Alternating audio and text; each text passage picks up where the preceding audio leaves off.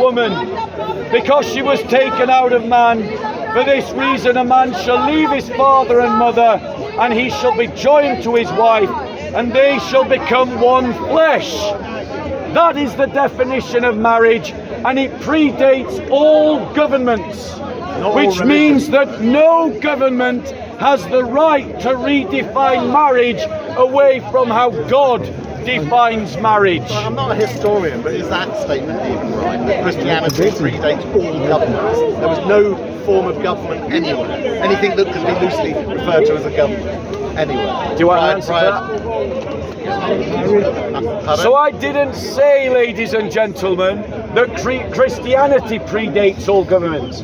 I said marriage predates all governments, and I pointed back to the first humans to demonstrate that it comes from God, so only God can define it, and no parliament has the power to redefine it, and so marriage is, always was, and always will be between a man and a woman. Do you want to continue, or do you want to stop or take questions? Yes. Right, we're going to take questions. If you've got a question for Steve or for me, say who your question is for and then ask your question. Would you make homosexuality illegal? So, ladies and gentlemen, would I make the practice of homosexuality illegal? No. However, ladies and gentlemen, would I make it something that we promote? No. Would I say it's something that we should encourage? No. Something to celebrate? No. Something that you can do on the street? No. But would I criminalize it? No. We have two kinds of laws in this country: criminal law and civil law. And I think the homosexuality should be dealt, or the practice of it should be dealt under civil law when it is done on the street. But no different to heterosexual sex on the street between a married couple. No difference. Ladies and gentlemen, if a heterosexual couple had sex on the street, they should be fined, even if they're married. So same punishment, gay or Steve, straight. take another question. Next question. No, someone else. Let someone else ask a question. Next question. Going once. So can I ask Going twice. Go on. I'll ask for Steve this one. What are your religious beliefs? I haven't asked. You're an atheist? Don't you believe that? One question only, please. Well, I'm very, very patient and fungal. My DNA, my son, maybe I'll leave a bit of an imprint. I respect the honesty. Right, now let me wait. No, hold on. Can I request that? You're like one of them. Well, answer to the crowd for everybody, so that they can all hear I've got you. to move my head as I say. Yes, speak up. People are Training. trying to hear you. Training. I'm trying to help you, bro. So it's back to the point that I said earlier that you absolutely love, and I think you've got a little bit of erection on this business. But anyway, so I am an atheist. I would still class myself as an atheist. But as other atheists have done, I am moving more to a position where I accept that much of my culture and much of my morality does emanate from a Christian background, a Christian heritage, and I probably wouldn't have even felt comfortable saying that if you said 10 years ago. 6 years ago. So I'm now accepting it. So maybe, I'm not sure yet, but maybe I'm moving more towards a cultural Christian position. Now, I know, that'd be interesting to know, because I think you probably despise people that call themselves cultural Christians, or maybe not, because you think, you're either Christian or you're not. But hopefully you'll be pragmatic and think, well, at least he's picking up and accepting the source of some of the Christian basis of his views and thoughts. So, ladies and gentlemen, and it is good that Steve has recognised that his moral framework has come from Christianity. Why? To some extent. Why? Because atheism cannot give you a moral framework. Atheism is simply a denial of the existence of God. It doesn't give you anything else. And that is why when our culture took the wrong turn in the 1790s, and they rejected God and they rejected Christianity, they created another religion, a religion of humanity that borrowed from the scaffold of the Christian faith. And that's what Steve and other cultural Christians are now scrambling back up, because having chucked themselves off with the new atheist movement, they realized they had no grounds underneath them, and they had cut the aorta of their own civilization. They hacked at the root of their own civilization. And now you see the new atheists becoming cultural Christians. Why? Because Christianity built the West. But you can't defend the West if you don't embrace Christianity for what it actually is. You can't fetishize Christianity. It's a whole package. If you just try to take little bits of it, your worldview becomes incoherent and you won't be able to sustain it or defend it over the long term. But I welcome the move towards cultural Christianity, and we pray that it's a prelude to actual Christianity for Steve and all the others. Next question. Next question, go on. Just as a fellow atheist with Stephen, do you believe me and Stephen's soul are going to go to hell when we die? So the question is, do I believe that Steve and his soul will go to hell when they die? I am not their judge, but what I do know is those who deny Christ, having known who Christ is, will be judged on what they know. And I know that there is no other name under heaven by which man can be saved but the name of Jesus. And so you hold your soul in peril if you try to cross over to the other side of the great river without actually using the bridge, when all before you are torrents and heavy currents and sea serpents and snakes and vipers to drag you down into the eternal death. Next, when do you want to comment on that question before we move on to Oh yeah, so, and again, this evidence is why I am an atheist and I always will be an atheist, because I could follow every tenet of Christianity, every moral principle of Christianity in how I live my life on a daily basis.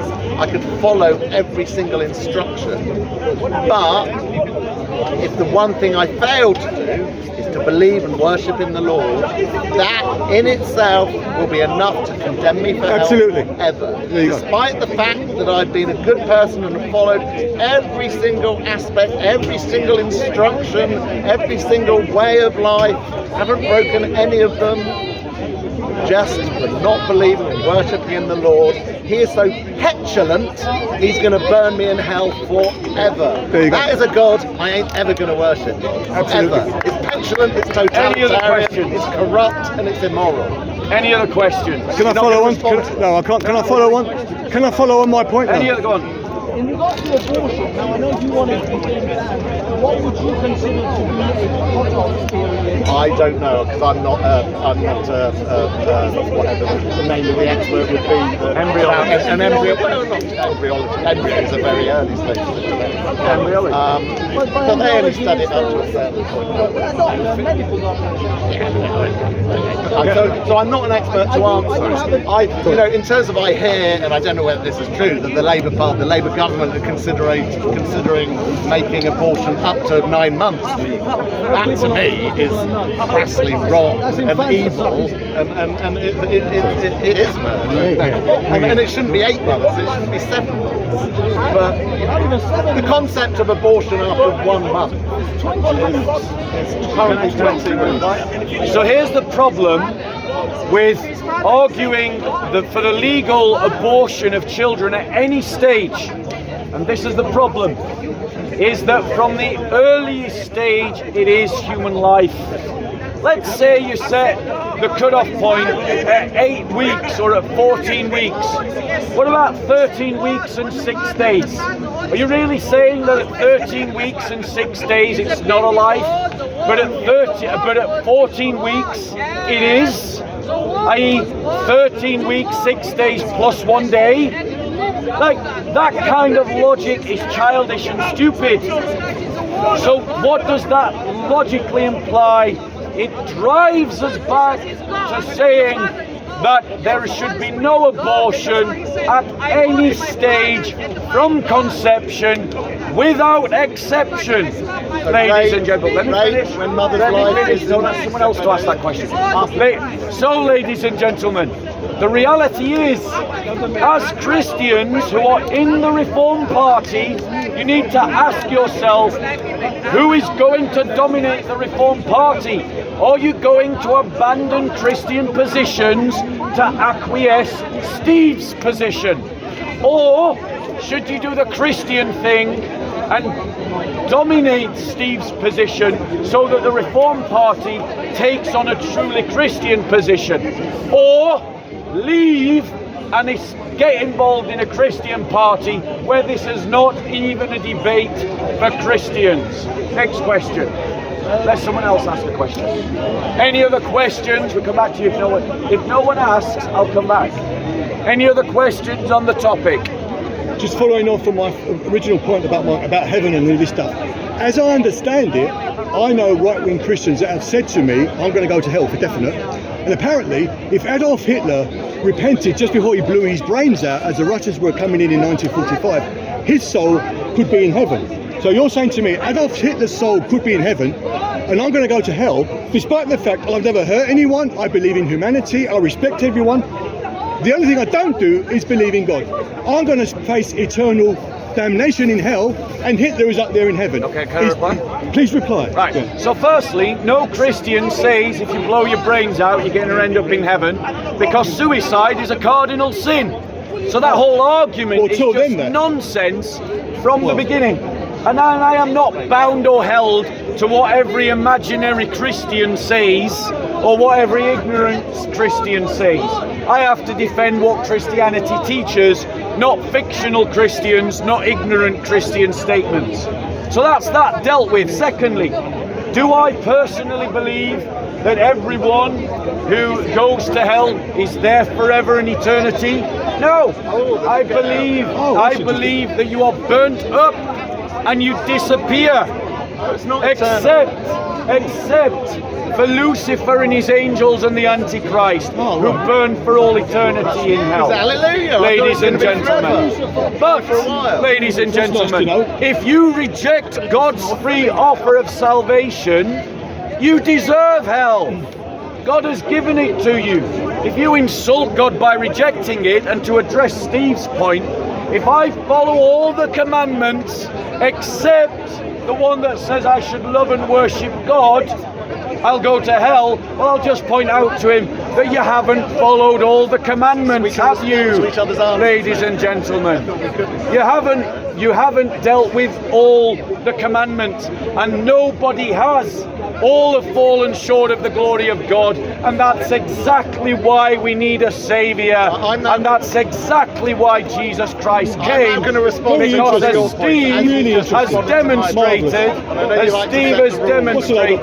as Steve has demonstrated, he wouldn't be able to keep all the commandments. Steve, I don't follow the rules that you randomly You're responding to a point that I made. I've not been allowed Steve, to one second. Steve, you've lost yourself. Yeah, he asked I lost I'll explain now. He asked me a question. I'm answering his Then you responded question. to my answer.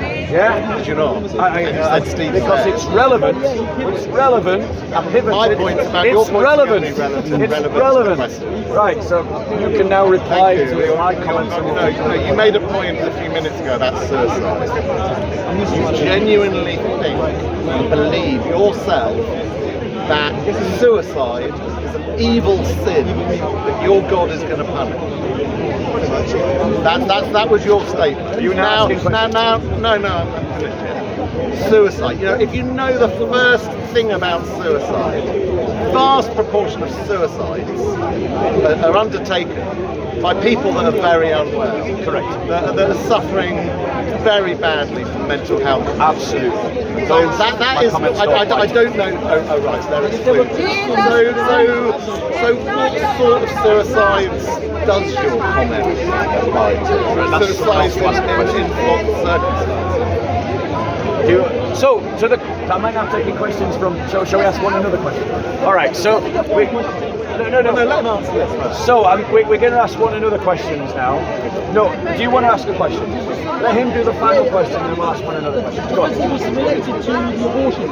Yeah. And yeah, you said that there's no circumstances in which abortion should be allowed. Correct.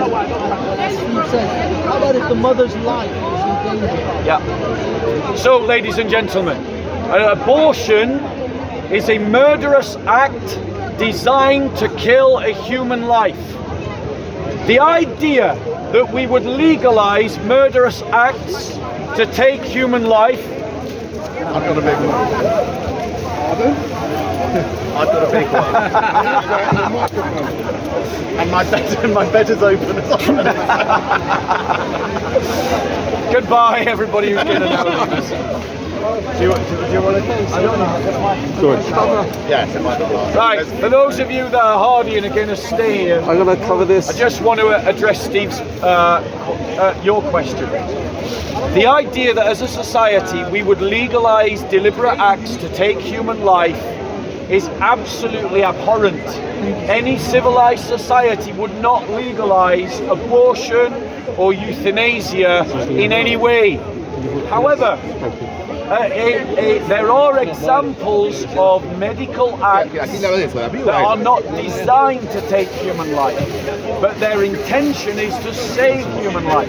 So, for example, ectopic pregnancies, where the embryo is growing in the fallopian tube, which will result in the death of the mother and the death of the baby.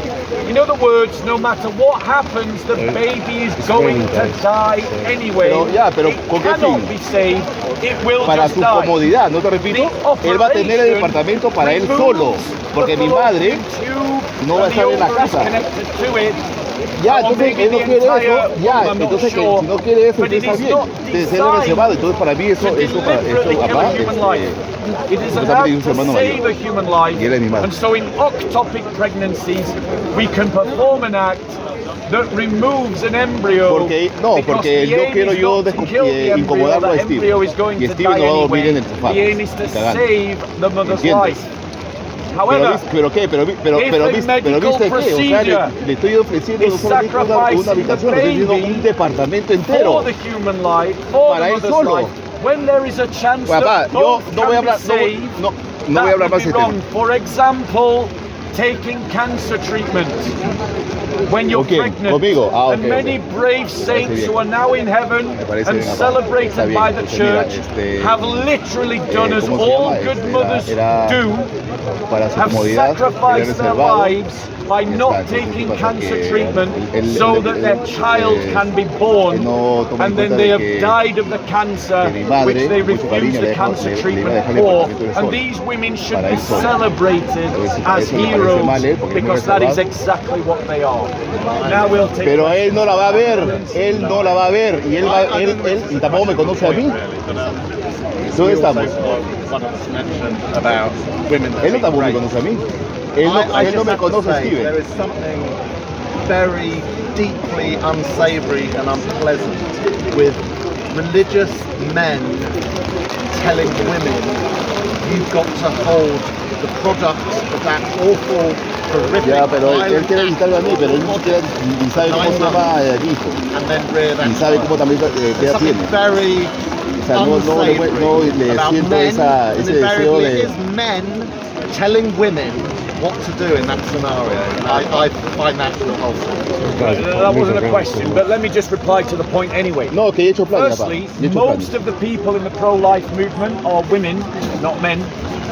Actually, Sí. if you go and look No, at the stats, después que él me dijo de que no women tiene, make up the majority que él of es una pro-life persona movement. reservada. And when many of Que those se sentía women, incómodo. not many, Estaba but en a la casa good de mi madre, number, explicándole todo. good number of women who've had abortions and have come to Pero tampoco regret me the conoce a murder mí. of their own children. Some of those women, or even Pero children no me conoce who tampoco. survived Por ese tema. a botched abortion. Ya, pero No, mi hermano, pero mi hermano ¿desde cuándo? O sea, desde ahora, porque a él se le ocurre venir acá a Londres y decir que Good. mi I want hermano. to ¿Dónde ask estamos, Steve a papá? question. Yo tengo 47 años. O Does sea, de he agree recién... with what is happening in death centres across the Western world, where when a child has a botched abortion, they are left on the table to die and denied. No, they are alive. They die. It's not They botched. are. There you go. If the objective is killing So that embryo. Steve, no, Steve doesn't know what he's talking about. We're talking about breathing, heart-beating children who are left to die on tables. We're not So why is talking. it bad on a table We're not. but if they die inside? There we go, it's and not so that's bad? the Why is problem. the table worse? And that's the problem. Why is the Steve table worse? is now defending infanticide. He's now defending literally killing babies. So, okay, There you go. quick question for And you. I want to ask Quick- all you no, Christians I in thought Reform, is this the man that Bueno, you yo can creo que be Miguel se lleva por su vieja. politically? Porque Do tú you me dices a disagree mí, with the morning agradece a tu madre. Yes. Bueno, también, chao, bye bye, chao, chao, chao. Tú no me vas a hacer por 17 años. Tú para mí no eres un padre. The fertilized egg implanting in the wall of the womb. So you are consistent. Yes. All abortion is wrong, no matter how much it's procured. Wait, I want to ask Steve a question. Haz que. I want to ask Steve this question. We've already just filmed Steve defending infanticide. Okay. Since Steve agrees that we should deny medical treatment to children who have survived a botched abortion, does he therefore also agree that we should be able to carry up abortion to 9 months? I've already answered that question. Now, right, that set me up for the next question, but it's now your turn to ask a It's question. all a little ploy. Yeah. Your Why would question. you ask me a question that I've already answered? Right, so he asked me a question. Oh, no, I've fallen into Why it. would I ask him a question that he's already answered? To point this out, that Steve's arguments are suffering from cognitive dissonance. Steve is against abortion up to 9 months, and I applaud him for it. I agree with him, and I support him in his position. But Steve agrees that you should allow children who are breathing and whose hearts are beating, They're not and breathing whose when they're in eyes the are water blinking. sack. How are they breathing when they're When they're being brought out of the Embryos do womb not breathe. in a Fetuses botched do abortion not breathe. to This is a die medical on the fact. table. And we can all shout And very that loudly. is what is happening in abortion Okay, let's bring it back clinics. down. Fetuses, embryos, anything living within a womb is not breathing. He doesn't They take their first breath when they're born. We're talking when the about midwife bots, slaps Steve, you've got to them listen. and clears the respiratory opening to their lungs. Steve, A you've baby, got to a listen to fetus the question. does not- No, you just said they're breathing. We are They're talking breathing. They're about not breathing. botched abortions, where the child is brought out of the womb and it is still breathing. Still. It is Still. hard. It was breathing It's before. breath. Ladies and You said gentlemen. still breathing. As if it And was yes, breathing before. You're wrong. inside You're the wrong. womb, the child is receiving oxygen. But not It breathing, is not through its lungs, respirating No. through a beating heart that travels What do you need for oxygenated blood. respiration? You need Yeah, lungs. there you go. Or No, gills. you don't. do. No, what you Lungs. need for Gills. respiration is oxygenated blood and your heart to transport the oxygenated blood around your body. People lungs. with iron lungs do not breathe by their own lungs. They breathe by iron They do artificial breathe lungs, by their lungs. and it is their heart Their that moves diaphragm the is not oxygenated working. blood. Their diaphragm is not working. And the diaphragm Do is you know- what exercises the lungs. It swings in the air through the lungs. It relaxes and air pushes its way into the lungs. Learn some physics, Steve. Therefore, Steve has cognitive dissonance. He supports infanticide on a botched abortion, These are but doesn't support inappropriate words 9-month of words to abortion. achieve emotional response. Steve doesn't understand the facts of this topic. if an Shall we go abortion, back to if an having a abortion has conversation gone over wrong heckling one and the embryo is alive on the table, that's somehow worse than if it's killed within the woman's body. This is emotional. Right. I watched your video, with Chris and how you defended it, and I really can I get a selfie with you? Yeah. So we're having a break for a selfie. I really appreciate it. Thanks. That's really good. I really appreciate I it. might have a card for you, Intermissions for mate. Bob selfies are allowed. There you go, bro. Thank you so much. There I you go. really appreciate it. Thank Right, you. I love ladies your and work. gentlemen, shall we go back to questions, or do you want to If I stop, or can do you want to think keep of- going? if I can think of- Right. So my point. So let's have closing remarks. Then here's my closing. No, we're going to do closing remarks. Here's my closing remarks. This debate was about whether Christians can and should be part of Reform. You have heard Steve, who is a standing candidate for the Reform Party. Oh, you're not I'm anymore? not standing. Okay, you've heard Steve, who is a Reform Party supporter, advocate for infanticide, abortion, homosexual marriage, and a number of other things that Christians can't get in bed with. Your choices are simple, Christians, if you are truly to be disciples of Christ. Option one, you create a party of the Reform Party that Steve doesn't want to belong to. That's your first option. Best of luck to you, I hope you succeed. Option number two is you leave the Reform Party and you join a Christian party where these things won't even be a debate. Or option three, you dilute your Christianity and your convictions as a Christian so that you can continue to sit in bed with the likes of Steve, whom I love and respect, but whom a Christian can't support politically. Those are your options, Christian. Ask yourself, which is the more Christian option to perform? Right. Your My final final statement comments. is I'm a supporter of reform. I have in the past stood for reform. I am not reform. Fair enough. I don't decide their policy. What I've been expressing about marriage, about abortion, are my own personal views. They are not the public views of reform. So to get that straight. So, Bob presents one interpretation of Christianity, one view of what Christians should be, one view of what Christians should support and what they should not support. His view, his interpretation is not the only view, is not the only interpretation. There are many Christians who are very comfortable with the positions that I have on certain subjects. This is just one view. My last point is, whether you're a Christian of Bob's kind or another type of Christian, you have to be pragmatic. What are the biggest concerns and worries to you today in Great Britain? And which political party, which box on that ballot paper is most going to meet what you want? And I just Christian very, People's Alliance. very much doubt that's ever going to be the CPA, because currently and for the last 10 years, they never get votes bigger than single figures, closer to 1% than 5%. Reform are probably, in the round, going to more closely represent the sorts of things that you believe in and want. So therefore, put your X in the Reform box and you will get something that's closer to what you want than you get under Keir Starmer currently. Steve, lovely debate. And that's how you do debates at Speaker's Corner. Steve, go. I've got a gift for you. I would get a gift at the end of this. Also like to point out There's never food. presented a false choice. The Muslims give me food. There you go.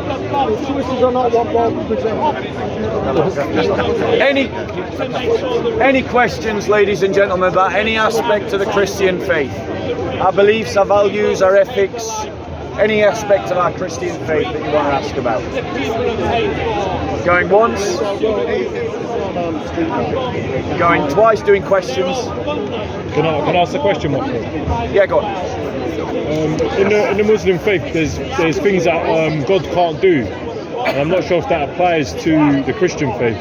One of the things being God becoming man, because that would sort of embrace like flaws and dependency and stuff like this. How would you sort of answer that? So my first point is Muslims are working to a double standard because they have cognitive dissonance. They haven't fully thought out their own doctrines.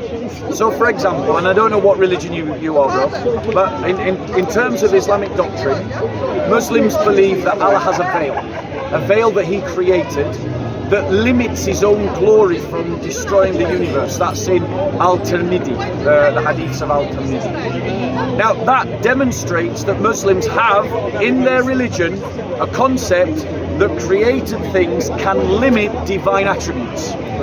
Furthermore, Muslims believe that the Quran is the eternal word of Allah.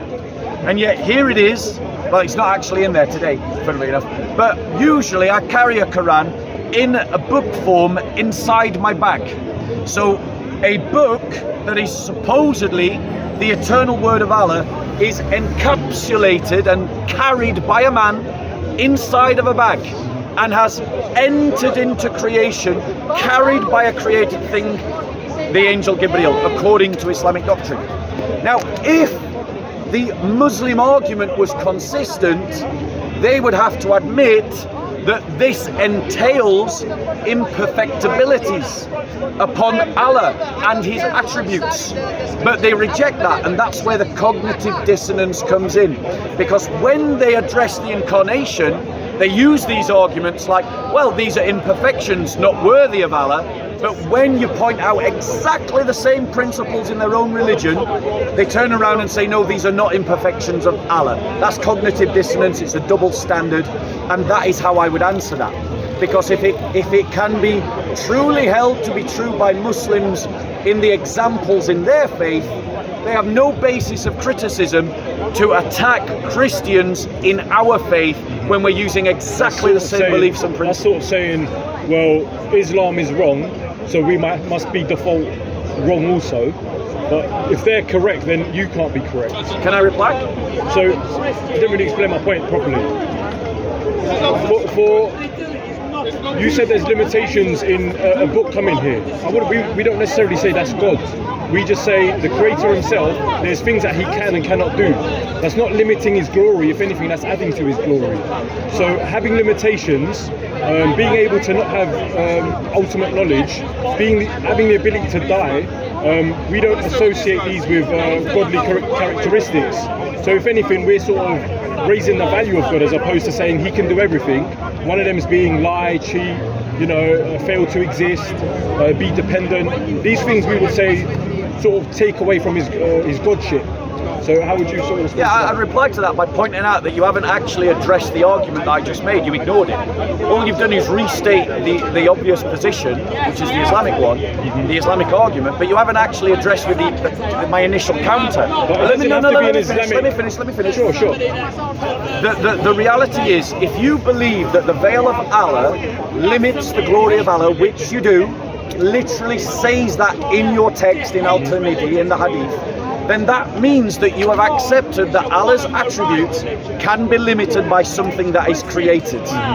And the Quran demonstrates that there can be something like incarnational, that the attribute of Allah's divine eternal word can coexist in place and time in creation on ink and paper. And this is what Christians teach when we say that the divine Son, the divine Logos, took to himself a human nature. Now, does ink and paper have limitations? Yes. Does that limit the divine attribute of Allah's eternal word that coexists in time and place on ink and paper? Well, that's the point, isn't it? Because Muslims would say no. They would say that all those people in Saudi Arabia who are flushing Qurans down the toilet in their thousands, that's something you can look up, it is happening. Those people are not damaging the word of Allah because the word of Allah is above it and they're just damaging ink and paper. We Christians are saying that when Christ dies, when Christ is born, when Christ eats, he does so because of a human nature. And yes, that involves limitations on divine attributes like access to, not possession of, divine knowledge.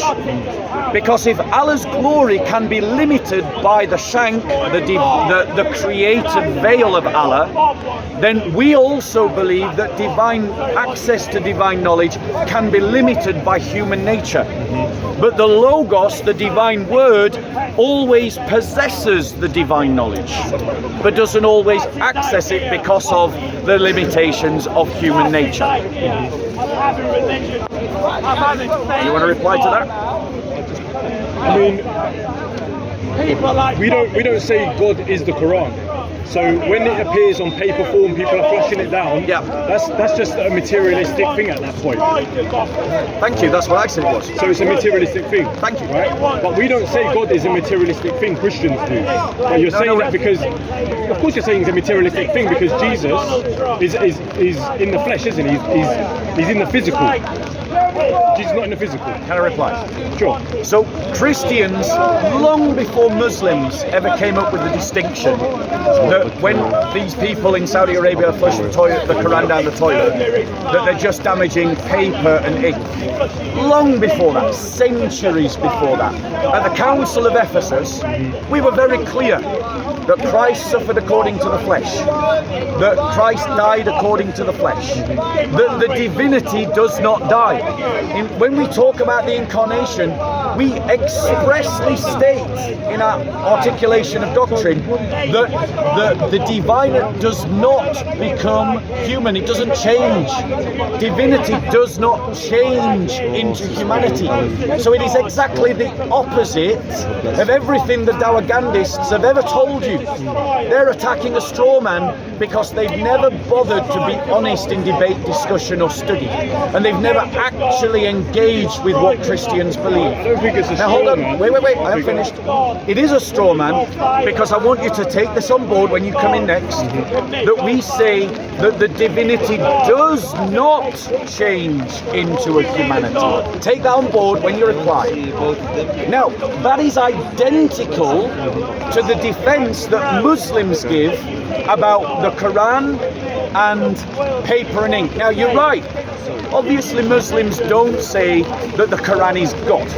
That's totally right, obviously.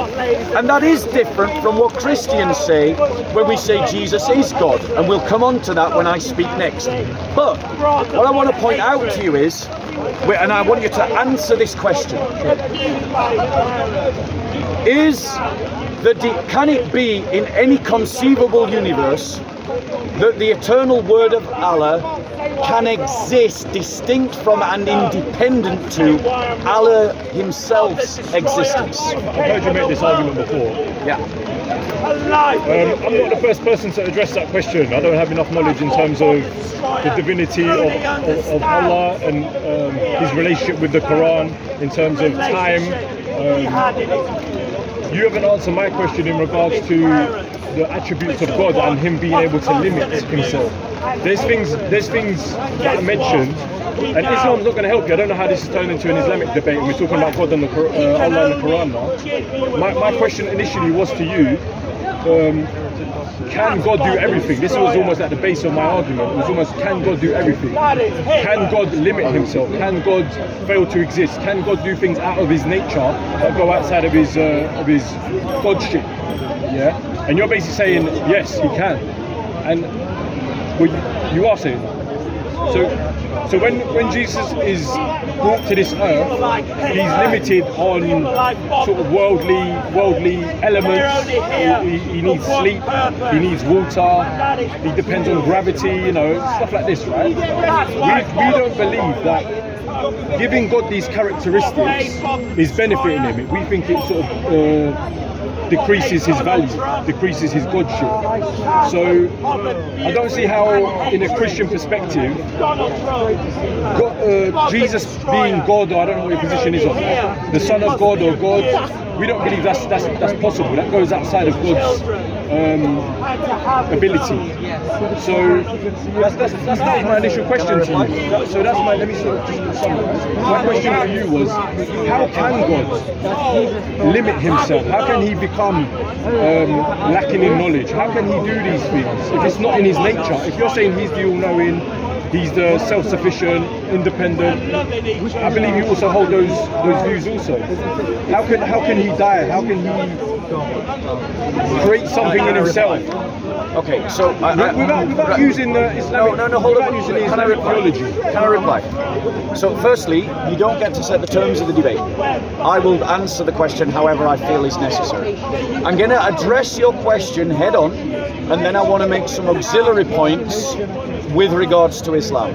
So please don't interrupt when I address the question head on from the Christian perspective, because I have other comments about Islam that I want to make. Okay? Now, to address your question head on, there are obviously illogical things that God does not do. Okay? However, when we say, and I'm going to address the question of Christ and knowledge, we make a distinction between Christ possessing the divine knowledge and Christ having access to the divine knowledge. Let me use a human analogy you're very familiar with to demonstrate what I mean by that distinction. I'm sure you've had examples in your own life where you've gone home, you put your cash card or your car keys down or your keys down, then you need them again and you can't remember where they are, you look high and low and you can't find them, and you're sitting there going, flip, how am I going to get to the shops? And then boom, it comes to you, oh, I stuck them in such and such a place. You remember and you go and get them straight away, you remember. That's an example of possession of knowledge without access to knowledge. That's an example of it. Shows the distinction is a real distinction. And we Christians believe that at the Incarnation, Christ maintains the possession of all divine knowledge in his human existence. But he becomes like us in every way. And to be like us in every way is to have limited access to divine knowledge, because all knowledge is divine knowledge anyway. Everything you know, God knows. So all your knowledge is God's knowledge. You just gain access to things that God knows. Now, so Christ doesn't have access, because that wouldn't be human, and we believe Christ became fully human without changing from his divinity. Now that I've addressed that point directly, I want to point out something, that you have exactly the same principle in your religion, and you haven't addressed it. The veil of Allah limits the glory of Allah, because if the veil wasn't there, the glory of Allah would destroy everything as far as Allah's eyes could see. Now, what can't Allah see? So that's saying the glory of Allah would destroy everything, which means that he creates something that limits his glory. So in other words, a divine attribute can be limited by a created thing. The principle is the same. It's just we're applying it to more things than the destructive glory of God.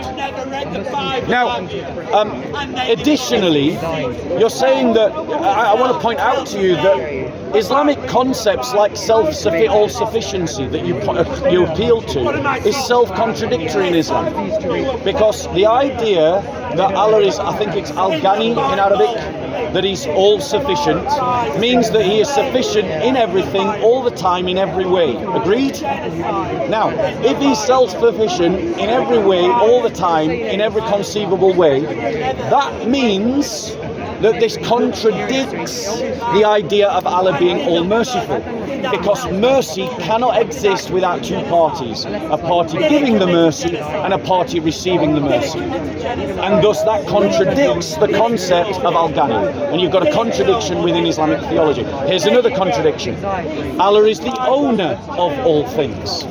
But in the Quran it says Allah is the inheritor of all things. Well, how can you inherit what you already own? So if you want to talk about contradictions, you've got all those problems in Islamic theology, and our theology is defended by using a principle that you adopted from us to defend inconsistencies, what would be inconsistencies in your theology about the veil and about the Allah, about the Quran just being a book. I don't think you addressed my question head on like you said you did. I feel I did, but I don't think you did. Okay. We started to talk about the names of Allah. We're talking about contradictions in theology, Islamic theology. Again, you're not answering it. You keep comparing the Quran and flushing toilets and all this stuff. How can God remove his godship So God can do anything according to you? Can I reply? If you can answer that question, I want to have a discussion, because if you talking for 10 minutes, me saying something and then you keep responding, and it's not much of a conversation. Well, I'm letting you talk. So in terms of can God do anything? I don't want it to be like 5 minutes. I just want to ask you questions as well. This one, right. So I've said that God But does. you're speaking so much, and then you're expecting me to remember You finish your 50 points. arguments, and then You finish your points and then I'll reply. I'm simply asking you, can God do everything? Right, so I'll reply to that question. Right. So, as I say, that which is rationally contradictory, obviously God does not do. You know, it's the classic. does not do a No, wait, well, let's not interrupt one another. You ask me a question, I'm now answering it. You ask me a question, it's on you to hear the answer. And then I'll ask you a question. So, here's the thing. So, obviously, there are rationally contradictory things. Like, God can't create another uncreated. That's a rationally contradictory statement. God can't do that. But when it comes to God entering into his creation by taking to himself a humanity, there's nothing rationally contradictory about doing that. That's well within the abilities of God to do, especially when you consider that Christians don't believe that it involves any change to the divinity. And we expressly say as much. Right? Now, it doesn't matter what you think. We Christians do say that. We expressly. But now let me ask you a question. The Quran that I have in a box at home, right? That Quran, right? Is that the eternal word of Allah in creation? Yes or no? Yeah. So, again, you answered the question, and you basically said Jesus, well, you didn't say Jesus. God can come into Earth, yeah, and he can basically have limitations. And you have Justin. Yeah.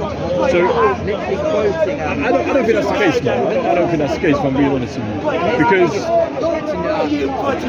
you gave an example of things that God can't do out of his own nature. Yeah? I'm saying to you, there's things that God can't do out of his nature, and where does that draw the line?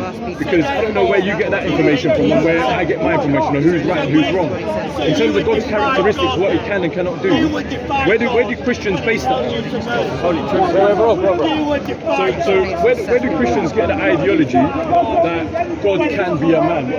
Where does it say that? And what's to stop him from being an animal? Or what's stopping God from being a tree? You know, like, I'm not finished. Okay. So it's like, it doesn't really resonate with me too well, because it's like, what's stopping him becoming a tree for us? I just think that. To us, he can't ever be creation, because the creation is to be limited. And I don't think you fully addressed that yet. Right. So thank you for admitting that thank you for admitting that Allah can limit his attributes. Because It's so far away. They're so far away. brother, let me It's like, you've got to do it this way. You can always go back. You can always go back. If you start interrupting one another, the whole conversation breaks down. You've been serious. No, it's alright. You can stay here. I'm just gonna. Just call it a day. Oh, okay. Oh, I just moved. I thought. That's why you're standing so far away. When it comes to the Quran, I'll just put it back by the way, you there. didn't actually answer my question. And I did answer your question several times, and just claiming that I didn't answer your question doesn't mean that I didn't. People will be able to judge from the video. Now, that doesn't matter to me. Now, in terms of, and again, if we just interrupt one another, the conversation will break down, so let's try and keep it simple. You've done great up to now. Now, in terms of addressing the point, right? I have pointed out to you two examples where Muslims believe that Allah's attributes can be limited: the Quran and the glory of Allah. One of which is, and both of which are limited by creation. Now, Muslims don't infer from that a confusion or a change of the divine attribute. They don't say that the glory of Allah is somehow changed by the fact that it's limited by the veil that Allah is created, or that the eternal nature of the Quran is changed by the fact that it is now coexistent in time and space, inseparable from paper and ink that exists in a box in my room. And now that logic that Muslims are using, they stole from Christianity. We Christians argued that from the 4th century. That's centuries before Islam even came along, and you borrowed our theology to make your own theology make sense. Now, I have addressed your question multiple times. I will address it again, just to leave you without any excuse, and just to demonstrate that there's nothing now but a rhetorical refrain from you, and you're not actually paying attention. We believe that Christ took to himself a human nature and was fully like us. It is not in the way of humans to have access to all divine knowledge all the time. All humans gain access to what is divine knowledge because all knowledge is the possession of God. We believe that in his human nature Christ did not have access to all divine knowledge, but that doesn't mean that he didn't possess it. And I demonstrated in my earlier example about the cards and the keys that that is an example of a real distinction that makes sense because you live it in your real life. How would you like to reply? I don't think you can compare me losing my keys and then suddenly remembering where I put them, and then base that on how God sort of works. I don't think you can do that. Just because I forget where my keys are, once I've got anything to do with God, I really don't understand what the point you're making. You either have knowledge or you don't. And the fact that Jesus didn't have all knowledge, to us is a big sort of big problem. Sign of his humanity. Can I reply? I'm not finished. Okay. Again, this is the thing, when you talk 5 minutes, I have other things I wanted to say, man. This is why I want to keep it as a conversation. He did say at one point, he said that... Sorry, are you letting him into this conversation? Because I will now reply to his points. I'm not... Wait, hold on 1 second. Right, is he now in the conversation? You have this choice. You're trying to dictate the conversation. You said to me, I'm not allowed to dictate the conversation. I'm giving you the option. I'm not dictating. I'm saying, you make a choice. Do you want him? I am asking you, do you want him in the conversation? If you say yes, I'll reply to what he says. I'm not going to say anything to you, though. You've made the point, and you basically said God can limit himself because he misquoted my keys once. It doesn't really make sense, man. We don't think God can limit himself. We don't think God can limit himself. We don't think his godly nature. I don't say limit or whatever. I don't think God can do things of his godly nature.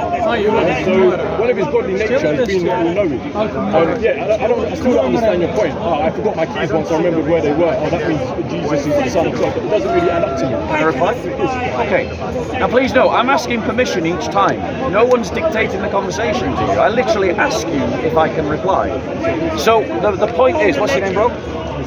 Mustafa. The point is, Mustafa, and again, everyone will notice you have not addressed the argument about the veil, and you haven't addressed the argument about the Quran. But I have addressed your question about knowledge multiple times. Now, to go back to you to point out something that you missed, Mustafa, and maybe it's just because you knew of this, right? I pointed out to you that there is a distinction between possession of knowledge and access to knowledge, and I gave the example of forgetting and remembering to demonstrate the reality of the distinction. You need to learn to follow an argument. The point that I'm making to you is that if it is possible for Allah to limit his attributes in Islam, which you believe that he does, even if you don't know that he does, even if you have cognitive dissonance over the fact that he does not then mean that you are justified in attacking Christianity, because you employ the very defences that Christians used centuries before Islam to get yourself out of the conundrum that you're trying to put Christianity in, which is the idea of Allah limiting his attributes, God limiting his attributes. I'm saying God can limit his attributes. You're saying he can't. So then you have to explain the veil and the Quran and how that isn't a limitation on God's attributes. Now, you mentioned about God's nature, and it's a very pertinent point, very pertinent, because the God that you believe in, the God that I believe in, are very different. The God that I believe in, his central characteristic is that God is love. So much that we Christians say, ubi caritas et amor, Deus ibi est. Where there is love, there is God. That's how important it is to us, that God is love. Now, if you love someone, as you know, Mustafa, if you love someone, you will do things that denigrate your own nobility for the people that you love. Your children, your wives, or your wife, depending on how many you've got, or any number of other people that you love, your mother. Like, would you not humiliate yourself to protect your mother? Of course you would, because you're a loving son. Whereas Allah, by contrast, is a fickle sovereign on a throne who emulates and esteems his own greatness more than anything else. And so, of course, that God would not enter into creation. But I don't believe in a fickle sovereign God. I believe in a loving God. And as you know, love will mean that you will do things that are beneath you.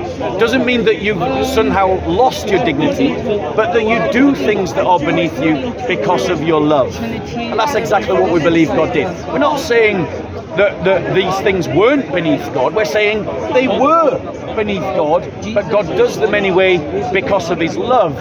And that is a far more appealing God in my eyes than a tyrant, fickle, who sits on a throne and only ever speaks to you through letters and emails and messengers. So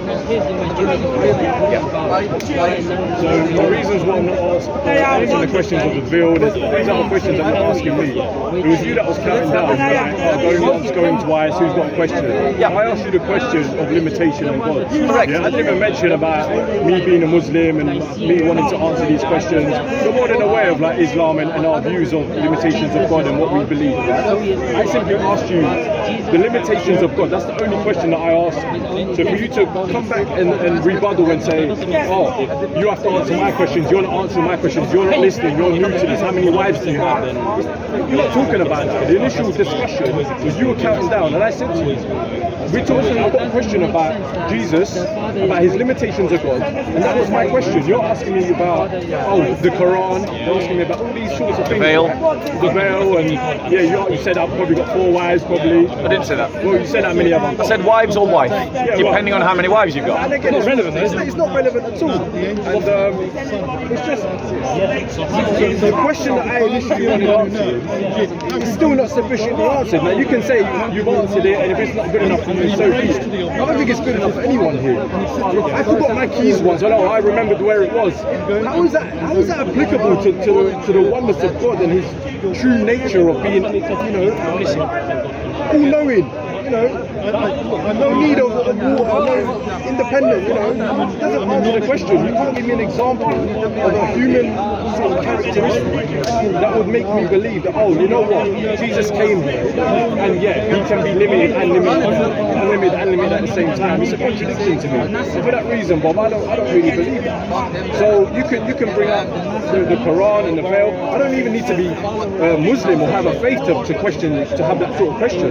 So you can bring up the veil, you can bring up the Quran, and how are they coincide, it matters none. I can come here as an atheist and ask you that question. Just because you're answering questions that you're pretty knowledgeable, when you can slide your way in and out of these sort of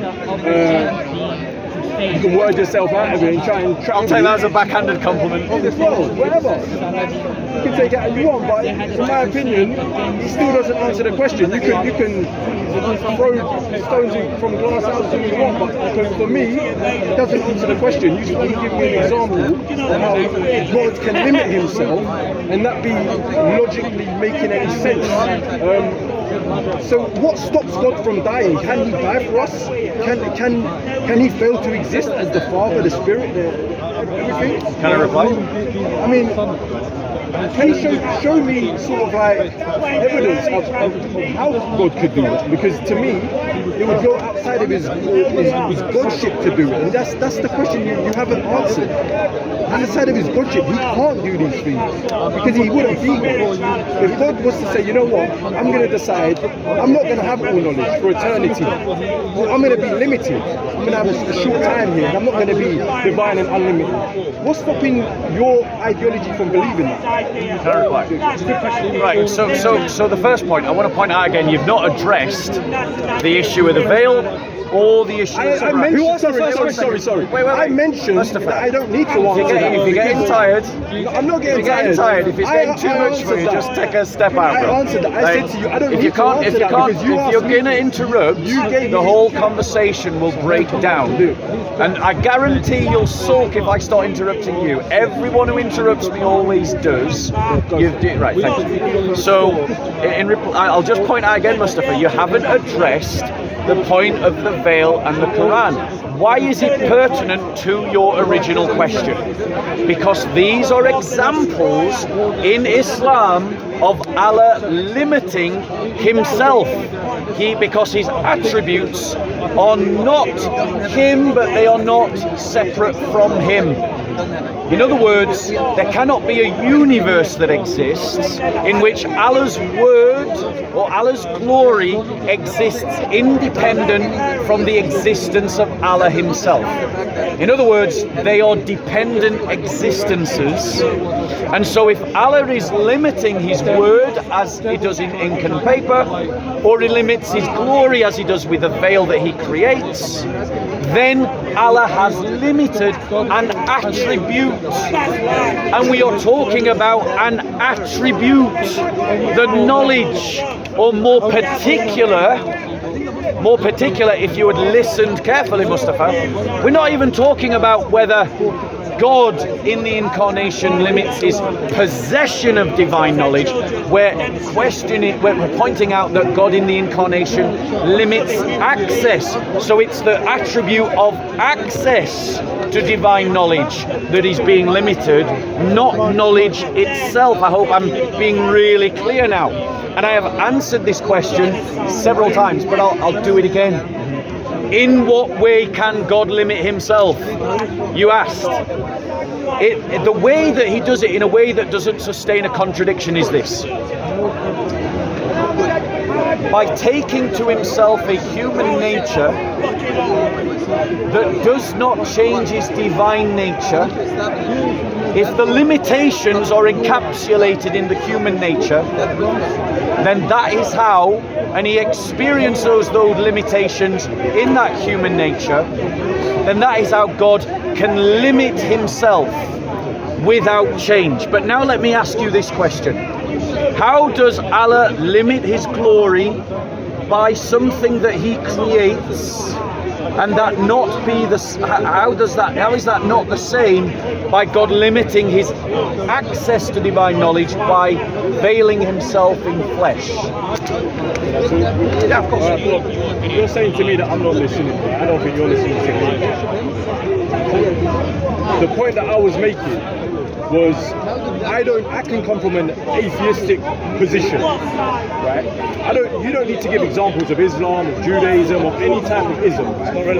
I'm coming to you with a question. Islam's not going to help you here. Right? Islam's not going to help you. Nothing's going to. I could be believing in evolution or whatever. It's not going to help you. I'm asking a question where you don't need to say, oh, in the Quran or in Islam, look, there's this same ideology problem, there's this same contradiction problem. You don't need to say that. If you draw him in, let's just finish our conversation. Yeah. I have a issue myself. I have to just focus, especially when you're talking for about 10 minutes. It's almost like to write it down. Right? It feels like 10 minutes when he's talking. It's a lot of, and it's a lot of questions, and it's a lot of going back and forth. the biggest issue I had with you, let me sort of repeat my argument again, was I don't need to come from any sort of perspective to ask you a question as to why this makes sense. Just because you can say, oh, it doesn't make sense in the Quran, or Judaism says this, I want you to answer that with your own ideology, with your philosophy, right? And use your sources for that. You don't need to start quoting Islam, you don't need to start talking about the Quran, oh, the veil of God. And the reason, again, you mentioned it, which is again a sign that you're not listening, bro. You said to me, oh, you didn't answer my questions about the veil. You didn't do this about, I asked you this, I asked you that.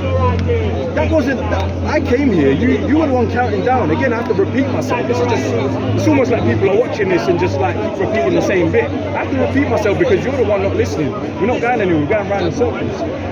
I came to you and asked the question. I said to you, the limitations of God, where do you draw the line? And one of the things you didn't address necessarily, I said, can God become a truth? Can God do this? What is the end of his limitation? How far can he take it? Because one of them is he can limit himself, he can in knowledge and all the rest of it, right? He can be dependent. How far can he take that down? Can he fail to exist completely? Right? That's one of the questions I directly asked you. Can he be a tree? To what extent can he lower his godship? That's what you were talking for like 15, 20 minutes it seems. Didn't answer. And mate, you were just waffling on. You didn't answer none of it. You kept talking about the veil and all the rest of it. You didn't answer nothing I said. You're saying that I'm not listening. I said to you, I don't need to talk about the veil. That's not the conversation at hand. You keep trying to make it comparable to Islam. Forget Islam, man. We're talking about Christianity here. This is your belief system. Can you not defend your belief system without saying, oh, the Quran is this, the Quran is that? Right? So the questions that I want you to directly answer, firstly, I don't need to talk about the Quran. Just imagine I'm coming from the perspective of no religion. Right? I'm asking you as you're guessing a Christian. To what extent gave it away? To what extent can God sort of take down his sort of divinity? How low can he take it? Is my question to you. Okay. Without you asking me the veil, this, that, because like I said to you, I don't need to answer that. That's not the topic of discussion. We're talking about Christianity. We're talking about the limitations of God. And I'm asking you directly, how low can you take it? Can I reply? Okay. So firstly, you came to ask me a question, I answered your question, and then you wanted to have a conversation, and that's why we're having a conversation. And in a conversation, it goes backwards and forwards, and the point that I've made to you that you keep missing, Mustafa, and I'll make it to you again, is that Muslims use Christian arguments to get Islam out of the very problem you're trying to put Christianity in, and that's exactly why the example of the veil and the example of the Quran are relevant. I know your kalam better than you do.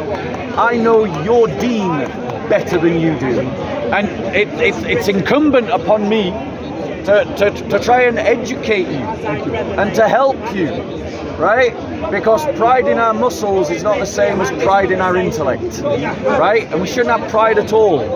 But the point that I'm trying to make to you is if you can't answer the very question you're asking, when the very question you're asking puts Islam in a problem, or rather, and this is more pertinent to the original question, you can't see the parallel of the answer that I gave to defend the Christian position as already existing in the Islamic position.